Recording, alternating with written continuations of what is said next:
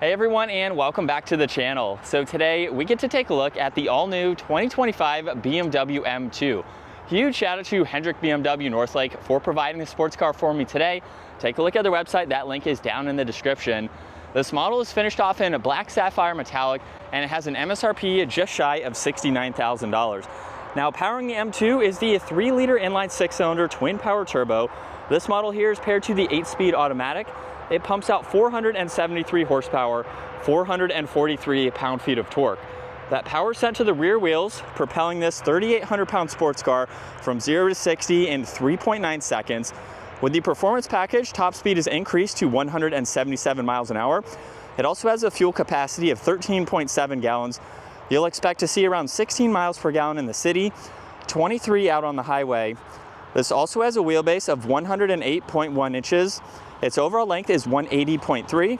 It has a width of 74.3, a height of 55.2, and its ground clearance measures in at 4.8 inches. Now, as we work our way to the exterior styling, I think it has a really nice look. The only change for the 25-year model is the M2 logo there. It has that surround there finished off in silver. Everything else is the same as the previous model. So it still retains the kidney grille, which has a great design to it. Plenty of cutouts provide a lot of airflow to that engine. There's also the LEDs up front for all of the lighting. There's parking sensors, a little bit of a squared off design for the inlets on both sides, as well as right in the middle, where as you can tell, there's pretty much no obstructions. It's a very performance-oriented front end for all of that airflow and extra cooling. I think it has a great look to it. There's also a really nice bulge that comes down the hood. Now, as we work our way to the side, this has a really nice set of gloss black wheels. They're 19 by 9.5 up front, 20 by 10.5 in the rear. There's also the M Sport brakes as well for this model. Now, this does have the power folding side mirrors, which are body colored. They feature the turn signal as well. This M2 also has a moonroof. And then as we take a step back, the M2 for the new body style almost has a wide body design to it, with the lower side skirt there kind of working its way into that front fender, as well as the rear fender here. Kind of has a little bit of a boxy look to it, but I think it looks very nice for this sports car. Now, this also has a small body colored spoiler there. You'll see the backup camera, all of the parking sensors. There's LEDs for the dark housings in the back. And then down below, there's that quad tip dual exhaust with the gloss black tips. You can also get remote start for the automatic if you would like to. That is an option. As we work our way to the trunk now, you can use the button on the key fob or the release up underneath. And we don't have a power trunk, but it's very lightweight. And in back, this is a pretty practical sports car.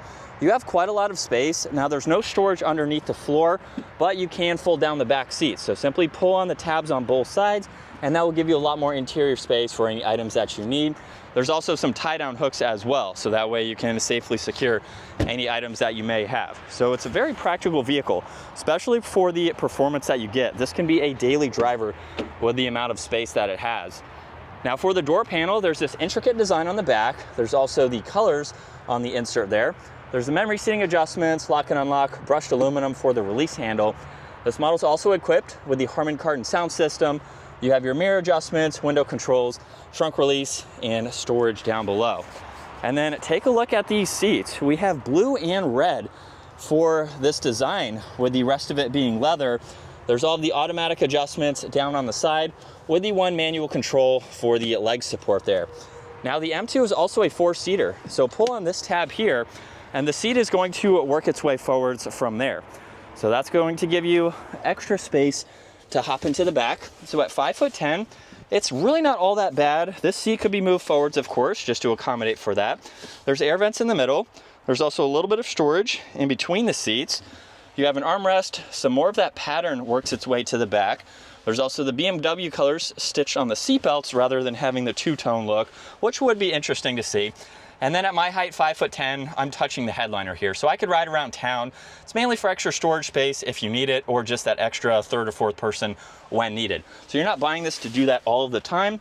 Maybe you could put some car seats in the back or something if you needed to.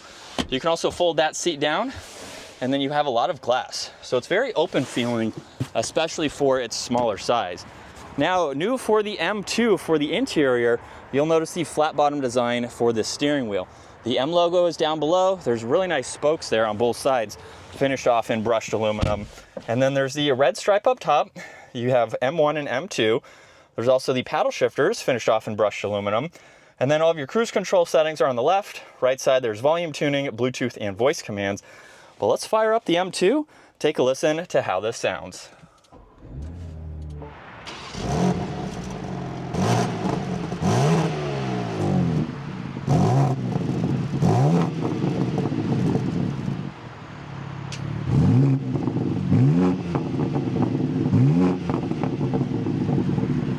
And coming back to the gauge cluster now, you'll notice on the left side, there's your fuel, miles per hour. Right side, there's the tach, what gear you're in, and then engine temperature. Now, if I push on this middle button over on the right side of the steering wheel, this is how you can get into some content.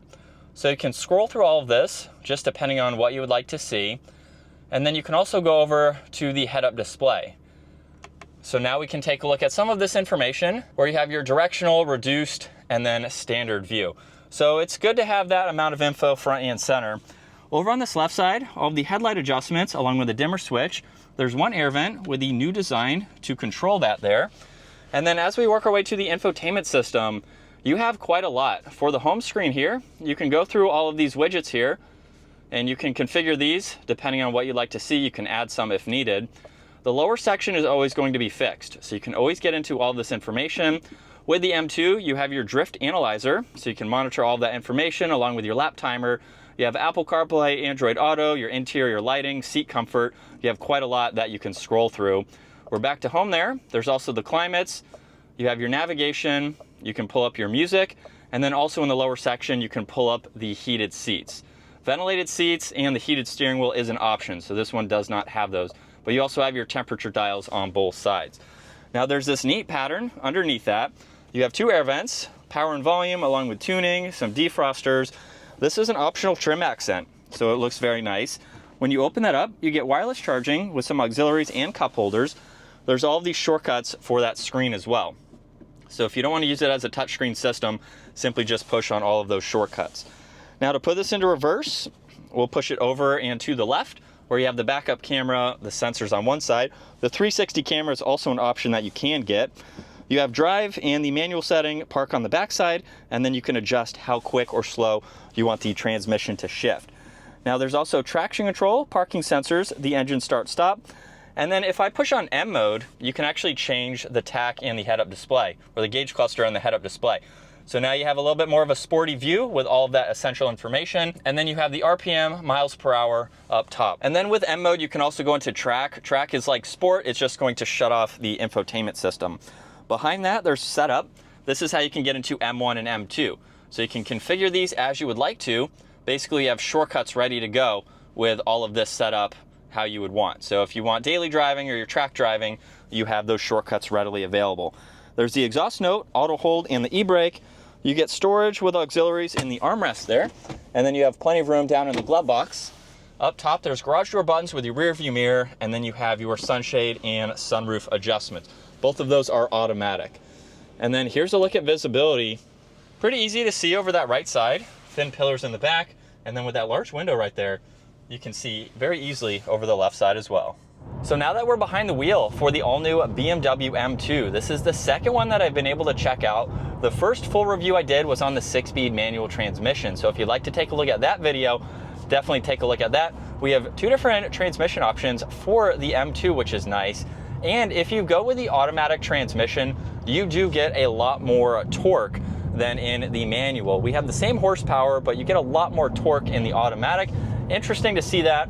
Of course, the automatic is also quicker, so it really just depends on your preference and what you're looking to get. If we pop this over into the manual setting now, we can put it into M2 there and give it a small acceleration. Paddle shifters are definitely very quick, and it's a fun vehicle. This is a very performance-oriented sports car from BMW that gives you a good bit of options, but it gives you a very practical car at the same time. And so I could see this being a great daily driver. It's very comfortable. I like these standard seats. However, you can opt for some other seating options depending on what you would like. It's very well refined feeling, smooth, it's comfortable.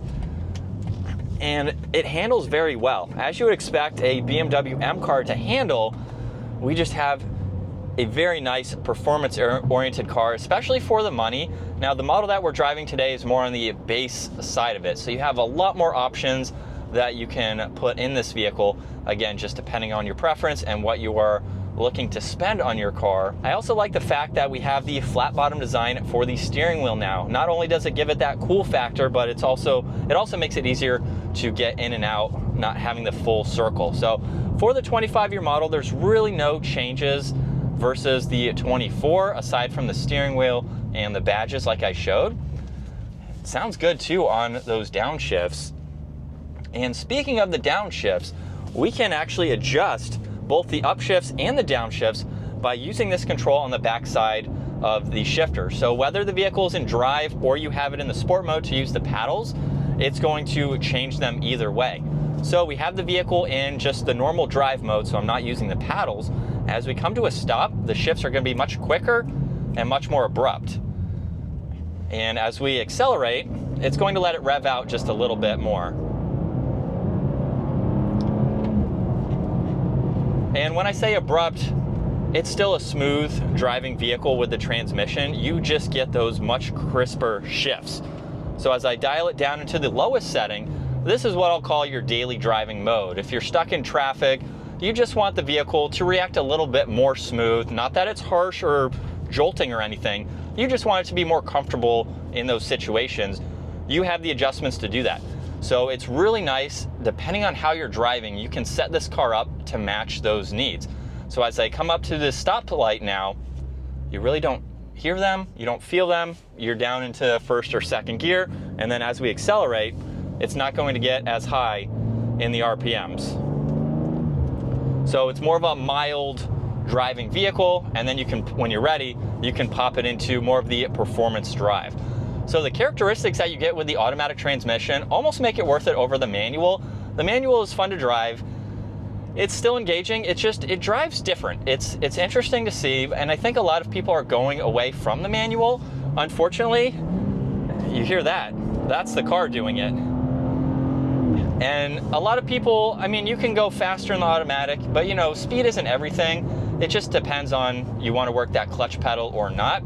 Personally, I own a manual, I like the manuals, but with the characteristics that you get, especially in the BMW M models, it's hard to argue the automatic just because it still puts a smile on your face and it still gives you that fun factor with the amount of adjustments that you have. And we're still in sport mode, second gear. Here we go.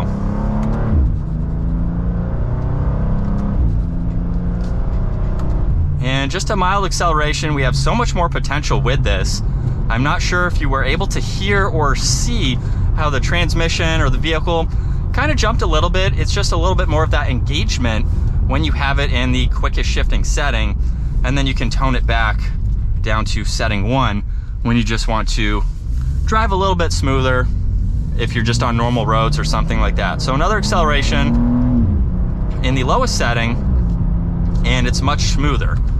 So I like the feedback that you get depending on how you feel for the day. But this is what it's like to be behind the wheel for the BMW M2. It's a very nice vehicle. I think this is something that potentially I will look at getting in the future, either this or the M4, which I will be making a full comparison review video. So if you want to see the differences between this and the M4, take a look at that video. But for the money, you get a very nice vehicle. You get all of the performance that you want. You have a lot of tuning potential in different mods that you can do with the M2. So there's a huge following with bumping out more power. BMW usually understates their horsepower and torque figure. So I'm sure that when you throw this on a dyno, it's going to put out a lot more power than what I stated in the beginning of the video. But you get a well-refined sports car, something that's practical, daily driver friendly, and then you could just drive this to the track, have some fun, and then have a great vehicle to drive home too. So I like the fact that just with everything that you can get from this vehicle, including the turning radius, it feels a little bit tight, but that's what you want from a vehicle like this. You want that good feedback in the steering wheel, those tight turns, just that feel and handling, especially when you're looking at a vehicle like this. But it's a great all-around vehicle and one that I recommend driving just to take it out and see what it's like. But that's going to wrap it up for the all-new 2025 BMW M2. Once again, huge shout out to Hendrick BMW Northlake for providing this for me today.